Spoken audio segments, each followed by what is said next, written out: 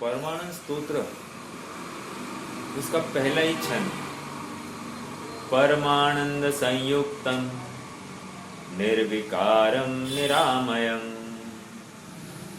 ध्यानहीनान पश्यन्ति निज देहे व्यवस्थितम। मैं आपका ध्यान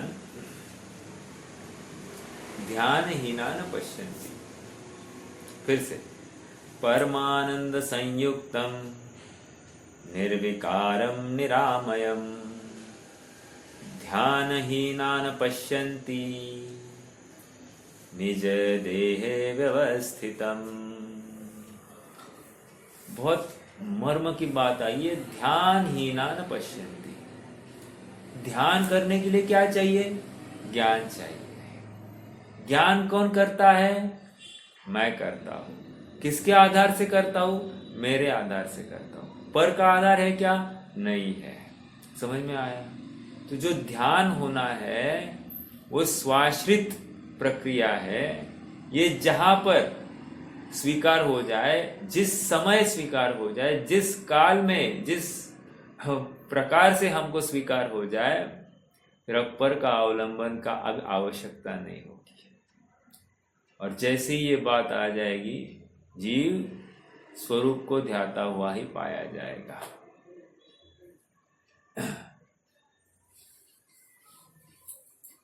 प्रवचन सार ग्रंथ की चर्चा हमारी दैनिक कक्षा में हो रही है।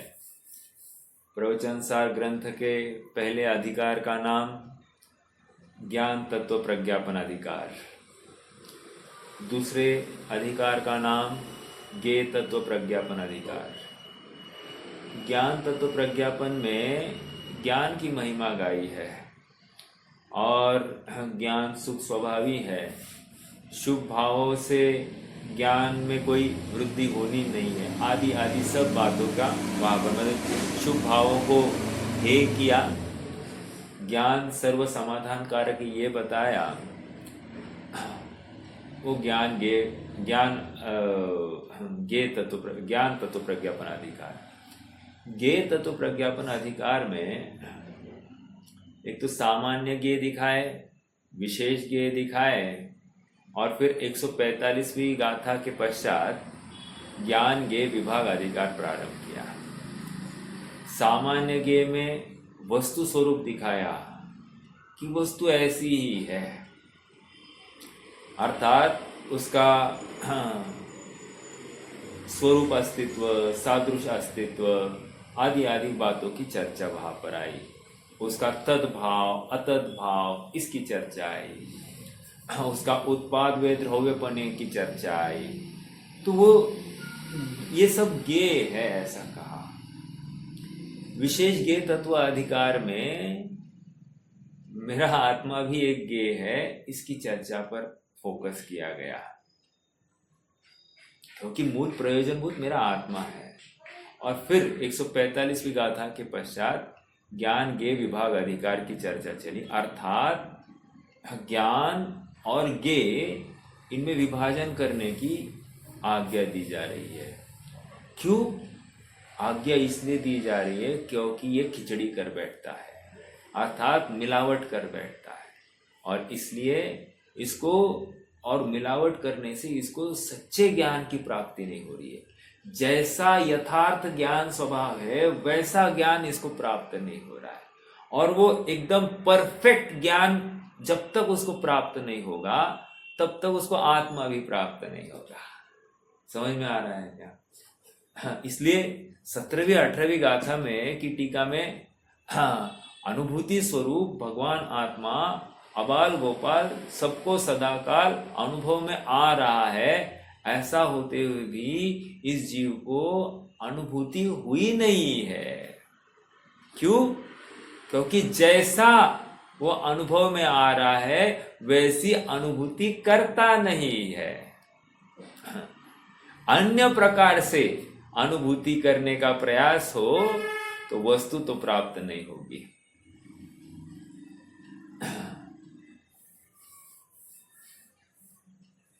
19वीं गाथा में क्या बात आ गई 19वीं गाथा समय सार में? मैं कर्म हूँ नौ कर्म हूँ या है हमारे ये सभी, ये मान्यता जब तक रहे अज्ञानी तब तक सभी। समझ में आया? या 75वीं गाथा, कर्म के परिणाम को नो कर्म के परिणाम को, जो ना करे बस मात्र जाने, प्राप्त हो सद्ज्ञान को। जो ना करे मात्र जाने, इसमें पूरा क्रक्स है, पूरा प्रवचन सार की बात आ रही है। जो ना करे बस मात्र जाने, प्राप्त हो सद्ज्ञान को। ना करे, ना करे मतलब क्या? पर के कारण मैं जान रहा हूं, ऐसा नहीं करे। समझ में आया? पर है इसलिए ज्ञान हो रहा है, ऐसा नहीं करे। या मैं पर का करता हूं, ऐसा नहीं करे। दो बातें कर रहा हूं। एक तो ज्ञेय के कारण मेरा ज्ञान हो रहा है, ज्ञेय नहीं है तो मुझे ज्ञान नहीं होगा। मैं ही ज्ञेय को कर रहा हूं, उसका अच्छा बुरा मैं कर रहा हूं। आदि आदि जितनी भी विचित्र कल्पनाएं हो रही है, कह रहे ये सब भ्रामक कल्पनाएं है। तुझे भ्रम खड़ा हुआ है। ज्ञान तो ज्ञान है, और ज्ञान का काम एकमात्र जानना। कुछ करना ये ज्ञान का काम है ही नहीं, और तूने ज्ञान को करने वाला मान लिया है। दिन रात उसको पराये घर का नौकर बना के रख दिया है, और इसलिए तुम्हें ज्ञान की प्राप्ति नहीं होगी। अर्थात जिस प्रकार अपना नौकर अपने लिए था, तो मैंने दूसरों के आश्रित करके मैं दिन भर काम करता रहा, लेकिन मुझे उसका लाभ नहीं हुआ। 9 बोलों की चर्चा की रिवीजन हो गई थी हमारी। अब मुझे उम्मीद है कि वो हमारे ज्ञान से ओझल हो गई है, और जब ज्ञान से ओझल हो गई है तो आगे बढ़ने में भी कोई समझदारी नहीं होगी।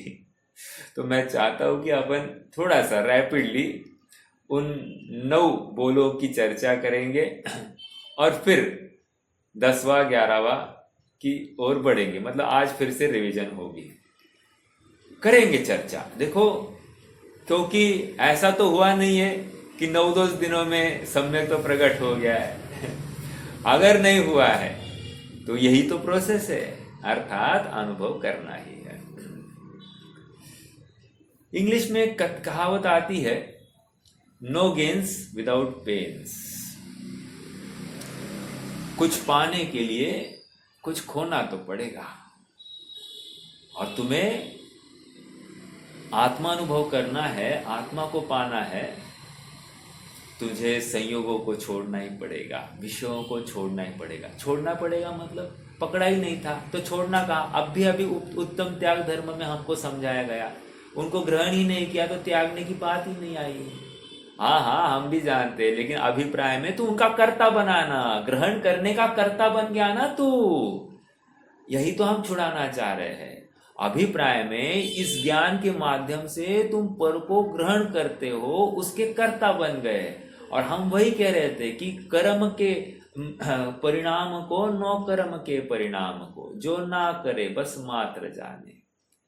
तू कर रहा है, तुझे ये भाषित नहीं हो रहा है कि तू पर का काम कर रहा है, तुझे लग रहा है मैं आत्मा का ही काम कर रहा हूं। ऐसा नहीं है। तू कहता तो है क्या ज्ञान आत्मा के बाहर जाता नहीं, बराबर, लेकिन तू दिन भर ज्ञान को आत्मा के बाहर ही रखता है, आत्मा के साथ जोड़कर उसको अनुभव करता ही नहीं है, और इसलिए तुझे अनुभूति नहीं हो रही है। तो सबसे पहले नो गेन्स विदाउट पेन्स, अर्थात मुझे सबको छोड़ना है। छोड़ना है इसका मतलब जिसको जिसको मैंने मेरे ज्ञान में ग्रहण करके रखा है, उन सबको छोड़ना है। अर्थात मुझे लगता है कि इसके बिना मैं जान नहीं सकता, तो कह रहे नहीं, ये छोड़, तभी तुझे जानना होगा, यथार्थ जानना होगा। हालांकि ज्ञानी का अज्ञानी का दोनों का जानना ज्ञान से ही होता है। ज्ञानी को भ्रम हुआ है, इसलिए वो पर का अवलंबन लेकर जानता हूं ऐसा मानता है। अज्ञानी को भ्रम हुआ है कि मैं पर का अवलंबन लेकर जानता हूं, इसलिए पर के बिना मैं जान ही नहीं सकता, ऐसा पराधीन होकर बैठा है। और ज्ञानी हर अवस्था में स्वतः को सामर्थ्यवान, दैदीप्यमान, पूर्ण देख रहा है और वह अपने को पराधीनता महसूस ही नहीं होने देता। पहला बोल ये है,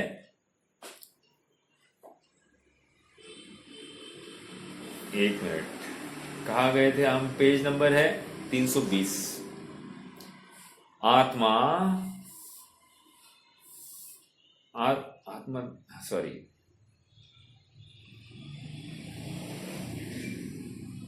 एक मिनट, कौन सा पेज है वो भी देखना पड़ेगा।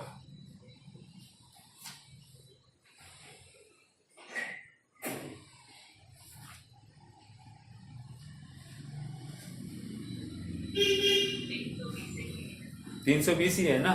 आत्मा द्रव्य है, वो स्वयं इंद्रियों से, हाँ बराबर, आत्मा द्रव्य है, वह स्वयं इंद्रियों से स्व तथा पर को जाने, उसका ऐसा स्वरूप नहीं है। पहला बोल, अर्थात मेरा ज्ञान, सीधी सी बात, मेरा ज्ञान वह आत्मा के आश्रित ही है।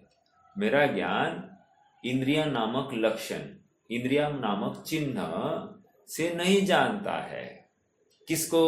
स्व तथा पर को नहीं जानता है, इसलिए वो अलिंग ग्रहण, मेरा आत्मा अलिंग ग्रहण, अर्थात इंद्रिया नामक लिंग से नहीं जानता, इसलिए अलिंग ग्रहण। ओके, पहला बोल हो गया। दूसरा बोल, मेरा आत्मा स्वयं इंद्रियों से दूसरा, इंद्रियों से ज्ञात हो, मेरा आत्मा इंद्रियों से ज्ञात हो,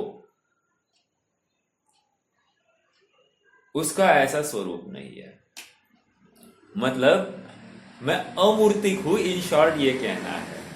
देखो और एक बात, पिछली बार मेरे ख्याल से सोनाली भाभी ने प्रश्न किया था, ऊपर आया है स्व तथा पर को जाने, और नीचे आया है इंद्रियों, मेरा आत्मा इंद्रियों से ज्ञात हो। फर्क क्या है? फर्क इतना है कि कोई दूसरा भी मुझे देख रहा है कि नहीं। तो कोई दूसरा मुझे देख रहा है तो उसकी इंद्रियों से मैं ज्ञात हूं, ऐसा मैं न हो। एक पहली बोल में क्या था? मैं स्व तथा पर को इंद्रियों से नहीं जानूंगा। अब दूसरे बोल में कह रहे हैं कोई पर उसकी इंद्रियों से मुझे नहीं जानेगा। समझ में आया क्या? ऐसा मैं ज्ञात होने योग्य पदार्थ नहीं हूं, इसलिए मैं अलिंग ग्रहण हूं। अर्थात ये मेरी इंद्रिया है, इनको देखकर कोई मेरा ज्ञान करे ऐसा नहीं है। ये शरीर की जो इंद्रिया है, इनको देखकर कोई मेरा ज्ञान करे ऐसा वो पदार्थ नहीं है। समझ में आए? दो बोल। तीसरा बोल देखो, ये नवीन बात आ गई। तीसरा बोल, धूम्र द्वारा अग्नि ज्ञात हो, उसी प्रकार आत्मा इंद्रियों के अनुमान से ज्ञात हो, उसका ऐसा स्वभाव नहीं। धूम्र द्वारा अग्नि ज्ञात हो, धुआं देखा, निर्णय किसका हुआ? अग्नि का हुआ। उसी प्रकार क्या कह रहे? आत्मा इंद्रियों के अनुमान से ज्ञात हो, मतलब इंद्रिया है मतलब आत्मा है। एक तो ऐसा अनुमान लगाया, ठीक है, ये तो दूसरे बोल के साथ में मिल रहा है, बट यहां पर अनुमान की बात आ गई। पहले डायरेक्ट इंद्रियों से देखने की बात थी, और यहां पर चिन्हों के माध्यम से, मतलब इंद्रिया है तो यहां पर आत्मा होगा, ऐसा वो नहीं है। फिर से अग्नि और धुआं, धुआं ये चिन्ह, और लक्ष्य क्या है? अग्नि, बराबर। लक्षण है धुआं, लक्ष्य है अग्नि। तो कह रहे धुआं देखकर अग्नि का ज्ञान हुआ, ऐसा इंद्रिया देखकर आत्मा का ज्ञान नहीं किया जा सकता। समझ में आया? अर्थात यह अनुमान नहीं किया जा सकता। पकड़ रहे क्या? दूसरे बोल में था इंद्रिया देखकर ज्ञान नहीं किया, मतलब आत्मा नहीं जाना जा सकता, इसलिए अलिंग ग्रहण। तीसरे में कह रहे हैं इंद्रिया से आत्मा का अनुमान नहीं किया जा सकता, इसलिए यह अलिंग ग्रहण है। ओके, बारीक अंतर है, लेकिन स्टेप बाय स्टेप वहां पर वृद्धि है। तीसरा बोल हो गया।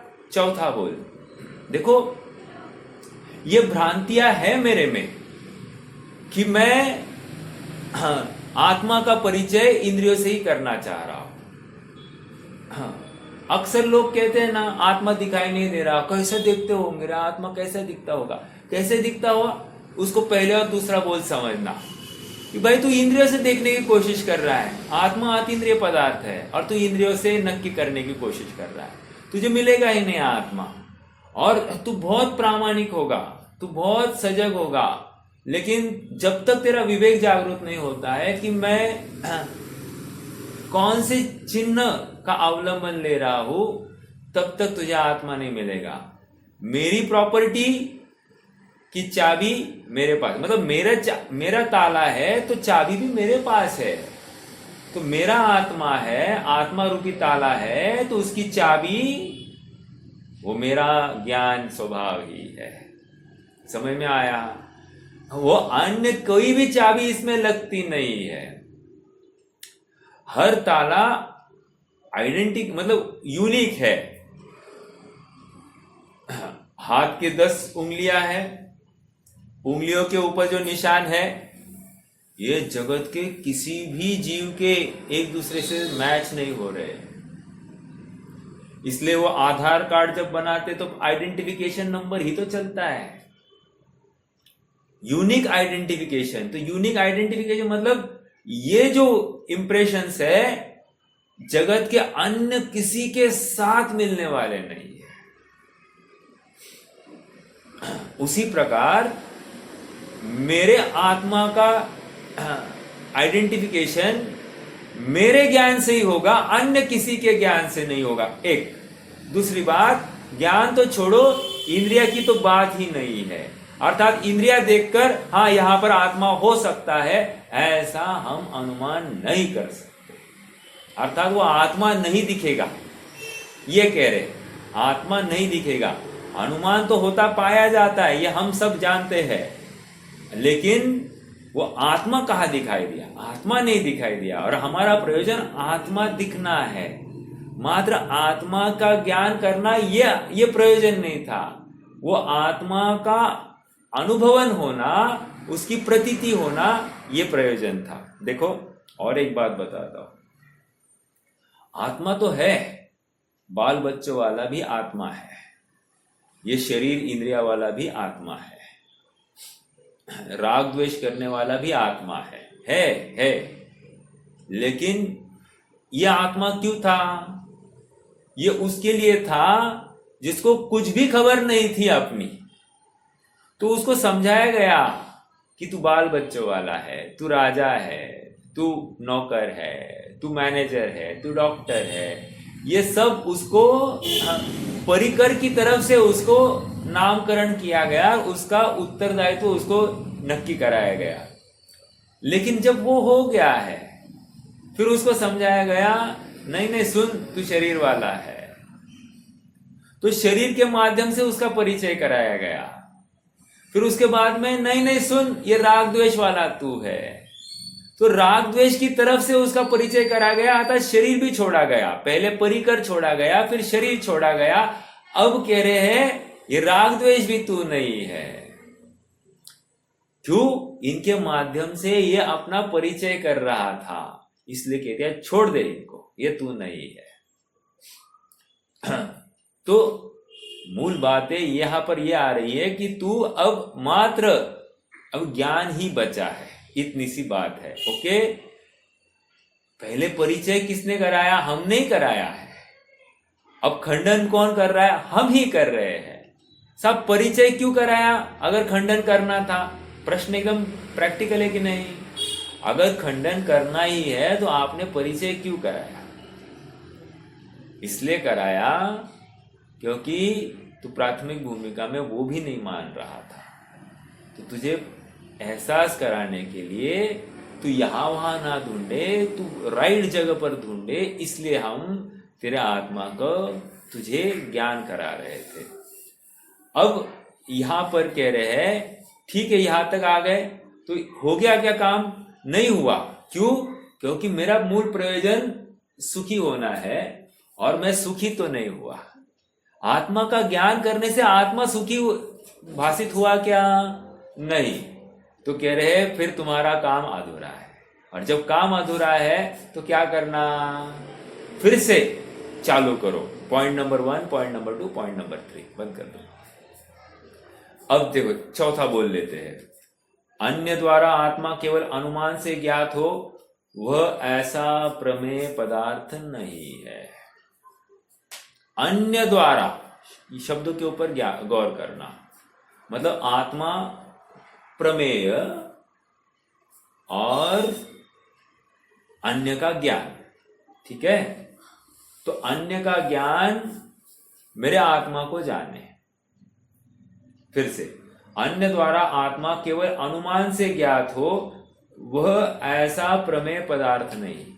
अनुमान से ज्ञात हो, फिर क्या है? आगे पूरा पढ़ेंगे।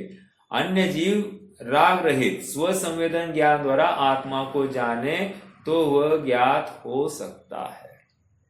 कंक्लूजन दे रहे हैं, अर्थात मात्र अनुमान से इंद्रियों को देखकर या मेरे राग स्वभाव को देखकर मेरा अनुमान किया तो आत्मा जानने में आया, ऐसा मेरा पदार्थ नहीं है। मेरा आत्मा प्रमेय भी है तो उसके स्व संवेदन ज्ञान की अपेक्षा है। क्या कहा? मेरा आत्मा प्रमेय भी करना है तो सामने वाले के स्व संवेदन ज्ञान की अपेक्षा करना है। हम कहते हैं ना, जिसने स्व को जाना उसने पर को भी जाना, लेकिन जिसने स्व को ही नहीं जाना उसने पर को भी नहीं जाना। समझ में आ रहा है क्या? ये उस तर्ज पर ली गई बात है। तो मेरा आत्मा प्रमेय किसके लिए है? जिसको स्वानुभव हुआ है उसके लिए। मात्र अनुमान से मेरा आत्मा ज्ञान का ज्ञेय नहीं हो सकता। मात्र अनुमान से उसको स्वानुभव प्रत्यक्ष स्व संवेदन के द्वारा उसको अपने आत्मा को जानना पड़ेगा, तभी मेरे ज्ञान का आत्मा का उस निर्णय कर पाएगा। चौथा बोल हो गया। पांचवा बोल, स्वयं अन्य आत्मा को केवल अनुमान से जाने, स्वयं को ऐसा स्वभाव नहीं है। अब क्या कह रहे हैं? स्वयं अन्य आत्मा को, अभी चौथे बोल में क्या कहा था? पर का कोई आत्मा मुझे अनुमान से जाने। अब पांचवें बोल में क्या कह रहे हैं? मैं दूसरे आत्मा को अनुमान से जानूं। ऐसा मेरा अनुमान गोचर ज्ञान स्वभाव नहीं है, इसलिए मैं अलिंग ग्रहण, अर्थात मैं भी स्व संवेदन प्रत्यक्ष होने के बाद ही पर को जानता हूं। अर्थात मेरा पर संबंधी अनुमान कब प्रमाण है? जब मैं स्व को स्व संवेदन ज्ञान से अनुभूत करता हूं। समझ में आया? पर का मेरे संबंधी अनुमान ज्ञान कब प्रमाण है? जब वो स्वयं को स्व संवेदन ज्ञान से अनुभूत करता है। आप पकड़ रहे हैं क्या? बोलो का अर्थ पकड़ में आ रहा है क्या?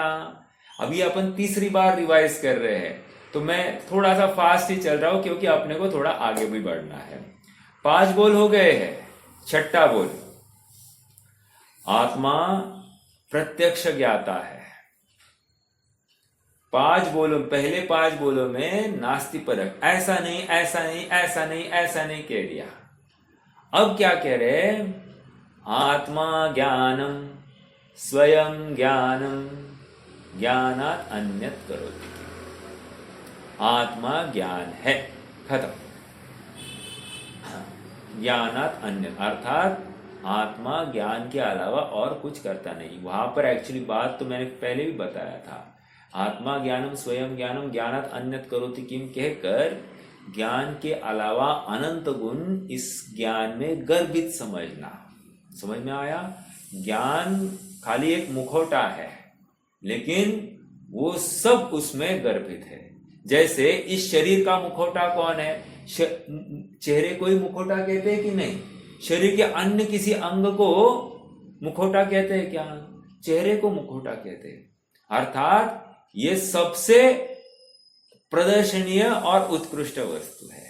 उसी प्रकार इस आत्मा की सर्वोत्कृष्ट प्रदर्शनीय वस्तु कौन है? तो ज्ञान है। इसलिए ज्ञान मुखौटा हो गया और फिर ज्ञान के माध्यम से ही परिचय कराया जा रहा है। छठवां बोल, आत्मा प्रत्यक्ष ज्ञाता है। मतलब पर पदार्थ की अपेक्षा रहित, इंद्रिय तथा मन के आलंबन रहित, स्वयं स्वयं को प्रत्यक्ष जाने, ऐसा उसका ज्ञाता स्वभाव है। थोड़ा सा मैं आप सबके सामने वस्तुत्व गुण को याद करना चाहूंगा। वस्तुत्व गुण क्या कहता है?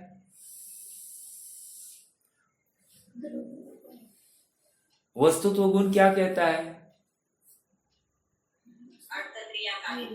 अर्थ क्रियाकारित्व। अर्थ क्रियाकारित्व मतलब क्या?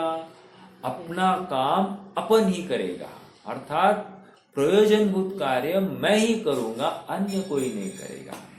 तो जो द्रव्य है वही उसका काम करेगा, दूसरा कोई नहीं करेगा।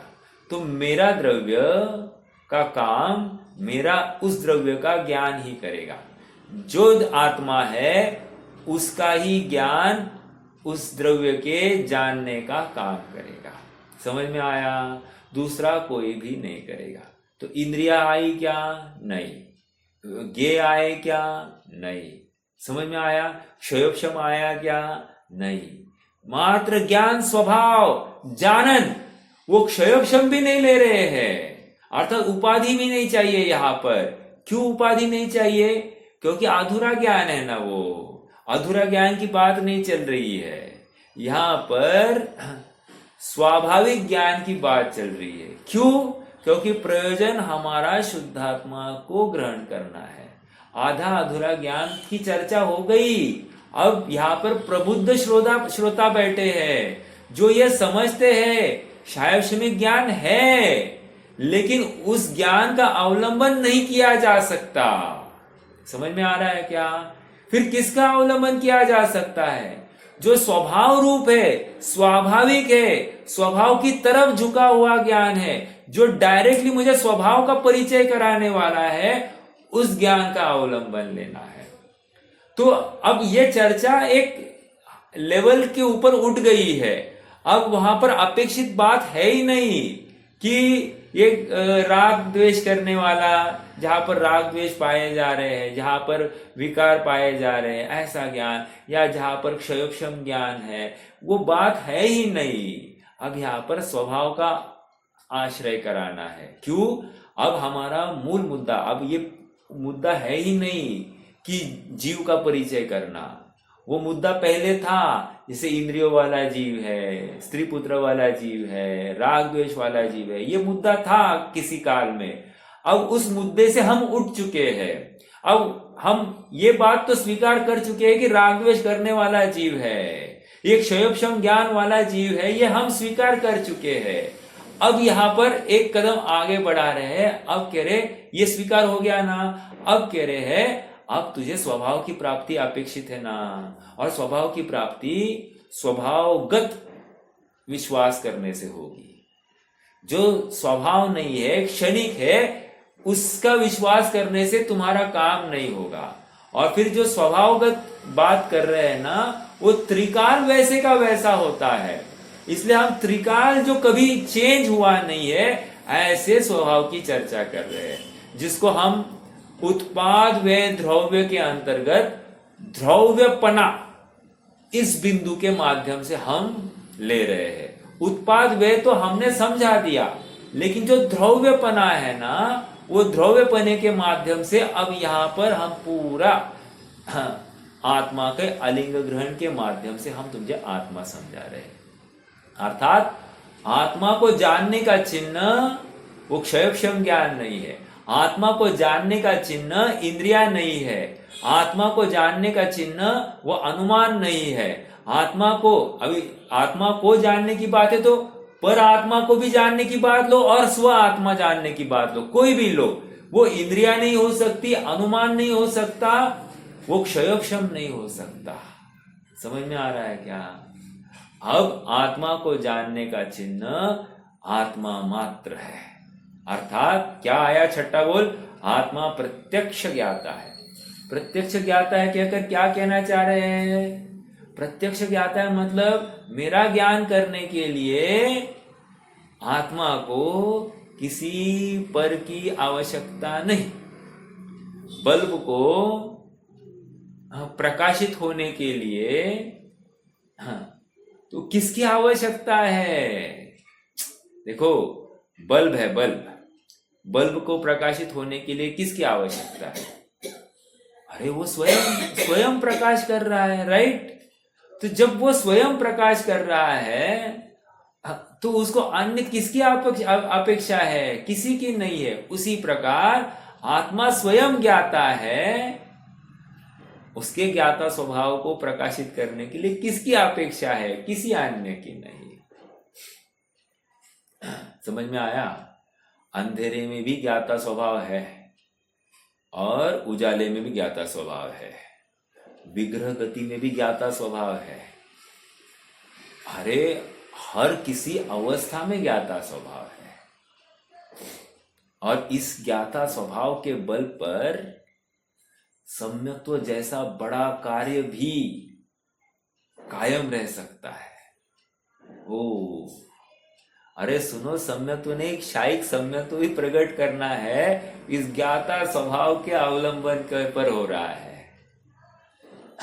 तो इसको हल्का फुल्का या साधारण मत समझना। क्यों? अज्ञानता में ऐसा ही लगता है, इसमें क्या है? हाँ है ना, इसमें क्या है ना? ये कोई साधारण नहीं, ये चाबी है, चाबी, ये ताला खोलने वाली है। अर्थात मेरे आत्म महल में प्रवेश करना है मुझे, तो दरवाजा खोलने की ये चाबी है। और तू इस चाबी को, ये चाबी है, क्या है? ये चाबी तो है, क्या है? ये चाबी तो है, क्या है? तू चाबी की महिमा नहीं कर पा रहा है। छठा बोल क्या कह रहा है? आत्मा प्रत्यक्ष ज्ञाता है। प्रत्यक्ष कहकर अपने काम करने के लिए उसको पर की आवश्यकता नहीं, इंद्रिया होगी ऐसा नहीं है। वो स्वाधीन है। स्वाधीनता समझ में आ रही है क्या? जिसको स्वाधीनता स्वीकार हो जाती है वही स्वतंत्र हो पाता है। और जो स्वाधीनता के नाम पर स्वच्छंद होता है उसको जीवन में वो कभी स्वतंत्र नहीं हो पाता। समझ में आ रहा है? छठा बोध हो गया। क्या आ गई? इंद्रिय तथा मन के आलंबन रहित स्वयं को प्रत्यक्ष जाने। इंद्रिय तथा मन के आलंबन से रहित। फिर से यहां पर छठवा बोल भी समझाने के लिए इंद्रियों का और मन का अवलंबन लेना ही पड़ा। क्यों? क्योंकि ये वहीं पर रुका है, आगे बढ़ नहीं रहा है। बहुत गंभीरता से विचार करना, बहुत गंभीरता से। मतलब ये एक एक बोल है ना, शांत होकर अपने आंखें बंद कर दीजिए, उपयोग को समेट लीजिए और विचार करो कि मैं जो जान रहा हूं, जानने के लिए किसका अवलंबन है? ये जाननपना कहाँ से उत्पन्न हो रहा है? जैसे समुद्र में से ही लहरें आती है, जो लहरें समुद्र के बिना उत्पन्न हो ही नहीं सकती। उसमें भले ही निमित्त हवा हो नहीं हो वो अलग बात, लेकिन समुद्र लहरें जब भी आएगी वो समुद्र में से ही आएगी। उसी प्रकार ये ज्ञान लहर कहाँ से आई है?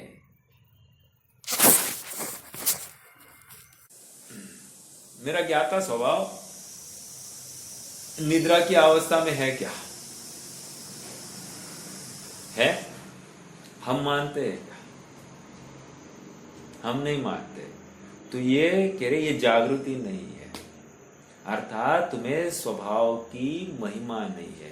ये उछलना चाहिए, गजो उछलना चाहिए हमको। ये ऐसे स्वभाव की प्राप्ति हमको हो गई है जो निखालस स्वभाव है, निरावलंबी स्वभाव है, निष्कलंक निरामय स्वभाव है। ऐसा जहां पर खबर हो गई, हमको उछलना चाहिए, ओ मैं स्वाधीन हूं, स्वतंत्र हूं, स्वतंत्र निश्चल निष्काम ज्ञाता दृष्टा तम राम। अरे आलिंग ग्रहण आ गई। कितने जन ने पकड़ी इस बात को? आलिंग ग्रहण की बात आ गई वहां पर। स्वतंत्र निश्चल निष्काम ज्ञाता दृष्टा तम राम। अरे कितनी बड़ी बात आ गई है। मैं ज्ञानानंद स्वभावी हूँ, मैं ज्ञानानंद स्वभावी। अरे ज्ञाता स्वभाव बताया, ये छठा बोल आ गया। आप पकड़ रहे हैं मेरी बात को? आप पकड़ो तो सही। मतलब मैं ज्ञान पर के आधार से करता ही नहीं हूं। अरे वर्तमान अवस्था में जहां पर इंद्रियों का अवलंबन लेता हुआ पाया जा रहा हो, उस अवस्था में भी मैं ज्ञान इंद्रियों के कारण नहीं ले रहा हूं। ये ज्ञान ज्ञान के कारण हो रहा है। अरे जब शक्कर चखी जा रही है तो मुंह पर, जिह्वा पर रखी है, तभी तो उसका टेस्ट आ रहा है ना? नहीं, ज्ञान उसी समय में बराबर वैसा टेस्ट झलका रहा है। इंद्रिया के ऊपर रखी है इसलिए वो टेस्ट आ रही है, मतलब उसका ज्ञान हो रहा है, ऐसा नहीं। ज्ञान स्वयं में स्वतंत्रता से उस समय में वैसी पर्याय की निर्मिति कर रहा है। अभी योग ऐसे बन रहा है कि शक्कर रखने को और ज्ञान पर्याय शक्कर जैसे स्वाद का अनुभव करने को, वो एक है। इस जीव को भ्रम होता है ये शक्कर रखी इसलिए मीठा लगा, लेकिन ज्ञान पर्याय ने अपनी स्वतंत्र रचना की है। ये मानो तो सही, इसी को ज्ञाता स्वभाव कह रहे हैं। पकड़ में आ रही क्या? बहुत गंभीर बात। देखो देखो, और मान लो अपने को थोड़ा बुखार है, राइट? आत्मा में बुखार आया क्या? नहीं आया, बराबर। लेकिन आत्मा में मलूलता है कि नहीं? देखो आश्चर्य, आत्मा में बुखार आया नहीं और आत्मा में मलूलता है। मतलब मलूलता है मतलब क्या? जैसा शरीर का परिणमन हो रहा है, वैसा आत्मा में भी उसी जाति की शक्तिहीनता पाई जा रही है, राइट? यहां पर कह रहे हैं ऐसी अवस्था में भी तू तो ज्ञान कर रहा है और तेरे ज्ञान सामर्थ्य में यत किंचित भी कमी नहीं है। जितना सामर्थ्य सिद्धों का अभी वर्तमान में चल रहा है ना, उतना स्वभाव मेरा, उतने सामर्थ्यशाली मेरा स्वभाव विद्यमान है और वो प्रत्येक समय में प्रकट हो रहा है। ये विश्वास जिसको हो रहा है ना, वही तो अवलंबन लेगा ना, वो अपने को परावलंबी मानेगा ही नहीं। निज को भूल बहुत दुख पाए, अब ना देर लगाओ। दुष्टों से बच पितुगृह आकर, कन्या जो हर्षाए। पितु भी उसको धूम धाम से निज घर में पहुंचाए। क्या रही बात? एक लड़की चल रही थी, चलते चलते गुंडों ने उसको छेड़ा ही नहीं, उसका पीछा करने लग गए। लड़की एकदम डर गई है। उतने में पिता सामने दिखते हैं। पिता दिखते ही वो एकदम निश्चिंत हो जाती है, जोर से भागती भागती पिता को लिपट लेती है। अब पिता को देखकर गुंडे गायब। समझ में आया? अब पिता सोचने लग गया है, कितने दिन ये गुंडे पीछे लगे, इसका मतलब अब लड़की उम्र की हो गई है, अब कितने दिन इसको इसकी देखभाल करने के लिए मैं निकलूंगा, घूमूंगा, उसके पीछे कितने दिन चलूंगा, इसको अब उसके घर पहुंचाना ही पड़ेगा, अर्थात इसके विवाह करना पड़ेगा। और बराबर योग्य वर को देखकर उसका कन्यादान कर देते हैं। पिता निश्चिंत और लड़की भी निश्चिंत। समझ में आया? ये इतनी सी बात है। उसी प्रकार कितने दिन अपने उपयोग को बाहर भटकाएगा, बाहर भटका, दुखी हुआ। अब देखो, जैसे ही इसको अपना आत्मा दिखाई दिया, आत्मा दिखाई दिया, आत्मा हूं ये जाना, बस आत्मा को लिपट लिया, आत्मा को लिपट लिया, वही सुखी है, निराकुल हो गई। ये ज्ञान पर्याय निराकुल हो गई। हाँ, मूल बात ये थी कि ज्ञान को इतना ही स्वीकार करना था कि मैं अंदर से आई हूं, बाहर से नहीं। सीधी सी बात, आपको सीधी लेमैन्स लैंग्वेज में, मैं बाहर से नहीं आई हूं, बाहर वाले के कारण प्रकट नहीं हुई हूं, मैं अंदर वाले के कारण प्रकट हुई हूं। और सुनो, मेरी स्वतंत्र अपनी हयाती है, योग्यता है, एग्जिस्टेंस है। स्वावरण क्षयोक्षम लक्षण योग्यतया ही प्रतिनियतम अर्थम व्यवस्थापयति। अर्थात वो ज्ञान पर्याय किस समय में किसको जाने, कब प्रकट हो, वो स्वयं उसने निश्चित किया है।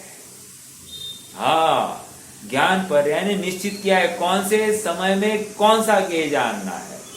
अर्थात अभी अपना ये प्रवचन निकल रहा है, राइट? अब ये फ्लो जो आ रहा है ना, 8:01, 8:02, 8:03, ऐसा करते जाइए 9-10 बजे तक। तो कह रहे हैं कि ये जो ज्ञान का फ्लो आ रहा है ना, ये सुनिश्चित है, खचित है, अपने स्व समय में आ रहा है। मुझे अगर लगे मैं इस ज्ञान का करता हूं, मतलब इस वचनों का करता हूं, मैं सोच सोच के बोल रहा हूं, तो ये मायाचारी है, वस्तु स्वरूप की स्वीकृति नहीं है। क्यों? मेरा ज्ञाता स्वभाव है, इस ज्ञाता स्वभाव में, इस ज्ञान दर्पण में यही ज्ञान झलकना था। अर्थात ऐसे ही वचन निकले, उस योग्य ज्ञान झलक रहा था, अर्थात व्यक्त हो रहा था। और मुझे क्या लगा, नहीं, मैंने सोच के मतलब मन, समझ में आया क्या? अर्थात मैंने सोच के किया, तो तू स्वयं को किसके आश्रित मान रहा है? मन के आश्रित मान रहा है। गया ना, गई भैंस पानी में। अपने ज्ञाता स्वभाव का निर्णय नहीं किया, तू पर का आश्रय लेकर कर रहा है। नहीं ना, हमारी ये तो हमने सीख नहीं ली थी। मतलब इतना समझाने के बाद भी वही भूल हो रही है, वही भूल हो रही है। आइए सातवां बोल लेते हैं।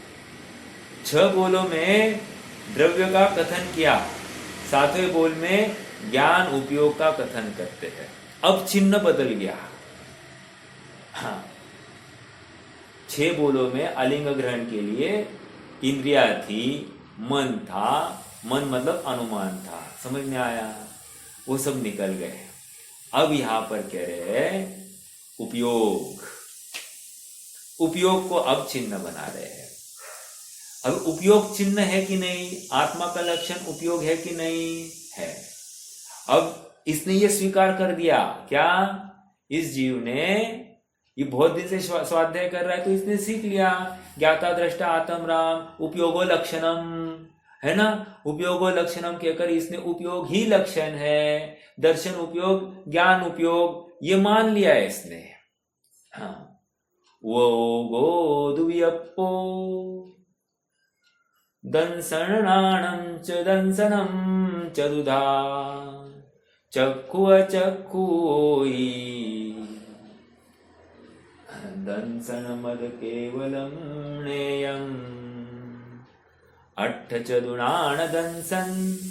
चलो, कहने की बात क्या आ गई? अर्थात उपयोग की सारी टेक्निकल वर्ड्स उसने सुन लिए, समझ लिए, और हाँ हाँ हाँ, यस यस, उपयोग उपयोग उपयोग, लेकिन वो उपयोग कैसे जानता है, इसमें वो गपला कर रहा है। ठीक है, उपयोग तो मान रहा है शब्दशः बराबर। जैसे हम क्या कर रहे हैं, महावीर को मानते कि नहीं मानते, श्वेतांबर महावीर को मानते कि नहीं मानते। अरे जितने जैनी है, जैन कुल में सो कॉल्ड जैन नाम लगा रहे हैं अपने सामने, वे महावीर को मानते कि नहीं मानते, मानते हैं। लेकिन महावीर का स्वरूप अलग अलग मान रहे हैं ना, तो महावीर तो एक है, राइट। उसी प्रकार उपयोग एक ही टाइप का है, लेकिन इसने उपयोग की वैरायटीज अपने ज्ञान में, अपनी कल्पना से खड़ी कर दी है। इसलिए कह रहे ऐसा उपयोग तेरा चिन्ह नहीं है, इसलिए आत्मा अलिंग ग्रहण है। आप पकड़ रहे हैं क्या, क्या कहा? तू जैसा उपयोग का चिन्ह मान रहा है वैसा नहीं है, इसलिए ऐसा उपयोग लक्षण नहीं होने से आत्मा अलिंग ग्रहण है। आप पकड़े क्या इस बात को? देखो आगे, 6 बोलों में द्रव्य का कथन किया, 7वें बोल में ज्ञान उपयोग का कथन करते हैं। उपयोग भी ज्ञेय है, उस ज्ञेय का स्वभाव कैसा है वह कहते हैं। आगे, उपयोग को पर का आलंबन नहीं हो सकता। पॉइंट नंबर 1, एक मिनट। हाँ जी, उपयोग को पर का आलंबन नहीं हो सकता, मतलब ये जो ज्ञान उपयोग हुआ है वो क्यों हुआ है? पर का आलंबन लेकर हुआ है क्या? नहीं, ये स्वयं का आलंबन लेकर हुआ है। वाह, आनंद करने की, देखो स्वाधीन कर रहे हैं, इंडिपेंडेंट, एकदम स्वाधीन। यहां पर की गंध ही नहीं है, पर की मुझ में गंध नहीं, अर्थात पर का आलंबन की आवश्यकता नहीं। देखो, इस मिलावट की अवस्था में ही मैं मिला नहीं हूं, ऐसा जिसको खबर है और जिसको स्वीकार है वही सिद्धावस्था पहुंच सकता है। जो यही स्वीकार करने के लिए कचास रखता है, पराधीन होता है, तो वो कभी भी सुखी नहीं हो सकता, कभी अपने आत्मा को प्राप्त नहीं, कितना ही अभ्यास करे काम नहीं होगा, कितने ही ग्रंथों का अभ्यास करे काम नहीं होगा। पकड़ में आ रहा है क्या? डॉक्टर हो जाए, इंजीनियर हो जाए, वकील हो जाए, सीए हो जाए, कोई वैल्यू नहीं है। ये ज्ञान, देखो सीए हुआ है ना, तो सीए क्यों हुआ साहब? देखो, जैसे 12th स्टैंडर्ड में तो सीए नहीं था, फिर फर्स्ट ईयर में आ गया, फाउंडेशन क्लियर किया, फाउंडेशन के बाद में फिर इंटरमीडिएट क्लियर किया, इंटरमीडिएट के बाद में फिर अब फाइनल की एग्जाम देनी है। तो प्रश्न ये है, जब फाउंडेशन में था उसको सीए का पूर्ण ज्ञान था क्या? नहीं था, राइट। हाँ, लेकिन जैसे सीए हो गया उसको सीए का ज्ञान हुआ कि नहीं हुआ? हुआ। तो कह रहे वो बुक्स पढ़ने से हुआ या ज्ञान ज्ञान से हुआ? कह रहे ज्ञान ज्ञान से हुआ है, बुक्स का आलंबन लेकर वो सीए संबंधी ज्ञान उपयोग नहीं है। चलो, ये सीए की बात बहुत दूर की बात। अपना ये प्रवचन सार ग्रंथ है, राइट। 1 साल पहले हमने प्रवचन सार को प्रारंभ किया था। उस समय में हमको प्रवचन सार का ज्ञान था कि नहीं था? वैसे कहा जाए तो नहीं था। उस पर्याय में उस प्रवचन सार का वैसा उघाड़ नहीं दिखाई दे रहा था। आज प्रवचन सार का ज्ञान है, मतलब जो कोई प्रमेय है प्रवचन सार संबंधी वो बराबर ज्ञान में ग्रहण किया जा रहा है। तो प्रश्न ये है, प्रवचन सार से ग्रहण हुआ है क्या? ये 8वां 9वां बोल आने वाला है एक्चुअली। प्रवचन सार से ग्रहण हुआ है क्या? नहीं, वहां पर का आलंबन लिए बिना, इस शास्त्र का आलंबन लिए बिना इस ज्ञान पर्याय की ऐसी योग्यता हो गई कि वो प्रवचन सार का विषय का ज्ञान कर रही है। समझ में आ रहा है क्या? आनंद की बात है कि नहीं? तो पहले क्यों नहीं था? अरे अभी है ना, ये आनंद करना। पहले क्यों नहीं था, इसमें क्यों बीती ताही विसारी के आगे की सुध ले। तू आगे का विचार कर। अब पहले क्यों नहीं था, पहले क्यों नहीं था, इसका क्यों विचार में रखा है तू। समझ में आ रहा है। जैसे 7 फेरे लेने के बाद में शादी संपन्न हो गई, ऐसा कहते कि नहीं।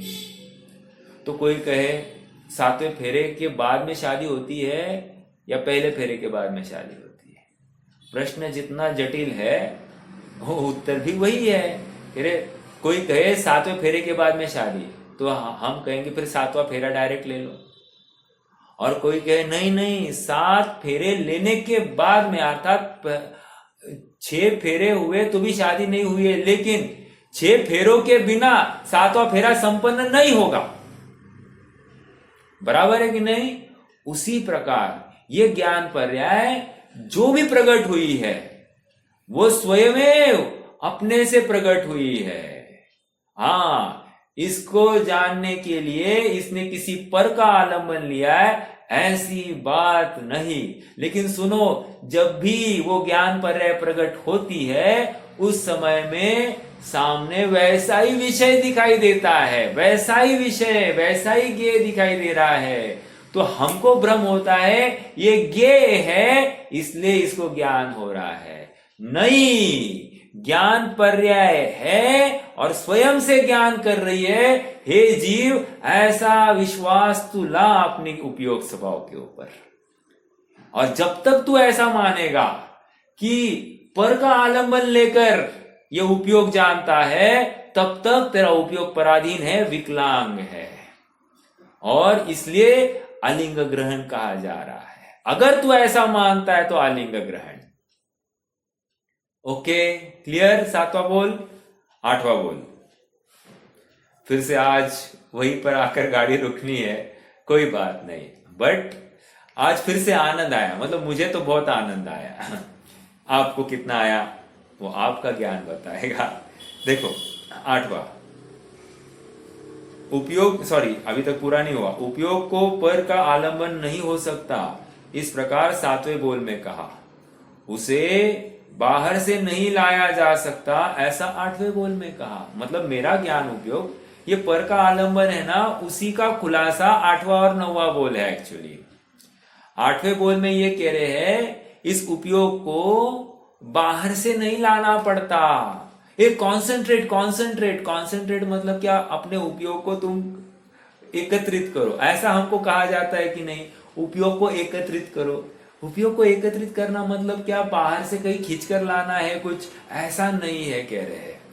वो तो उपयोग अंदर से ही है, राइट। तो यहां पर कह रहे हैं उपयोग बाहर से नहीं आ रहा है, उपयोग स्वभाव से ही प्रकट हो रहा है।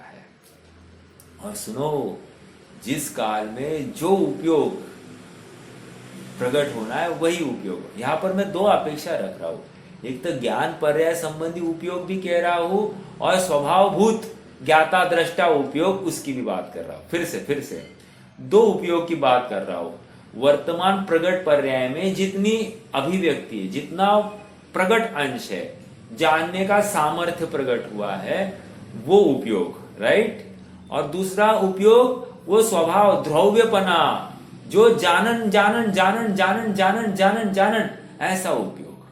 ये दोनों उपयोग स्वभाव से प्रकट हुए हैं। दोनों उपयोग, ऐसा नहीं है कि पहले ने पर का पहला तो स्वभाव से हुआ लेकिन दूसरा पर का अवलंबन लेकर हुआ है, ऐसा नहीं है। आप पकड़ रहे क्या।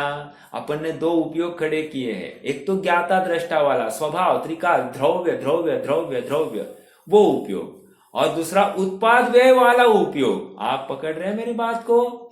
हाँ, कोई भी पर्याय का क्या है, उत्पाद व्यय द्रव्य युक्तम सत, बराबर। उत्पाद व्यय द्रव्य युक्तम सत जब कह रहे हैं तो उत्पाद व्यय भी है ना, और वो सत है कि नहीं।